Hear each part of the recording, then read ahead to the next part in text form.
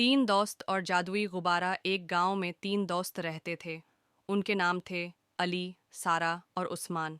अली बहुत बहादुर था, सारा बहुत ज़हीन थी और उस्मान बहुत खुश मिजाज था। एक दिन तीनों दोस्त गांव के बाहर एक मैदान में खेल रहे थे। अचानक उन्होंने आसमान से एक चीज़ गिरते हुए देखी। ये एक बड़ा रंगीन गुब्बारा था। गुब्बारा ज़मीन है, पर गिरा तो उसमें से एक चमकदार रोशनी निकली। रोशनी में से एक छोटा सा आदमी ज़ाहिर हुआ। आदमी ने कहा, मैं एक जादुई गुब्बारे का मालिक हूँ। ये गुब्बारा किसी भी जगह जा सकता है। क्या तुम मेरे साथ सफ़र करना चाहते हो? अली, सारा और उस्मान बहुत खुश हुए।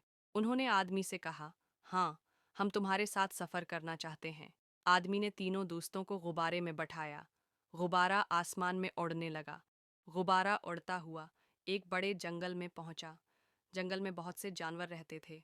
अली ने कहा, मुझे डर लग रहा है।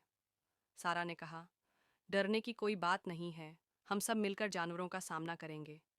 उस्मान ने कहा, हाँ, हम सब मिलकर हर मुश्किल का सामना कर सकते हैं। गुब्बारा जंगल से होता हुआ एक पहाड़ पर पहुंचा। पहाड़ बहुत ऊंचा था। उस्मान ने कहा, हमें नीचे उतरना चाहिए।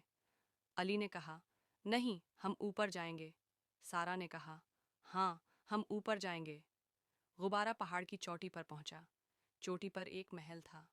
तीनों दोस्त महल में गए। महल में एक शहजादी रहती थी। शहजादी बहुत उदास थी। अली ने पूछा, शहजादी, तुम उदास क्यों हो? शहजादी ने कहा, मैं एक जादूगर के कैद में हूँ।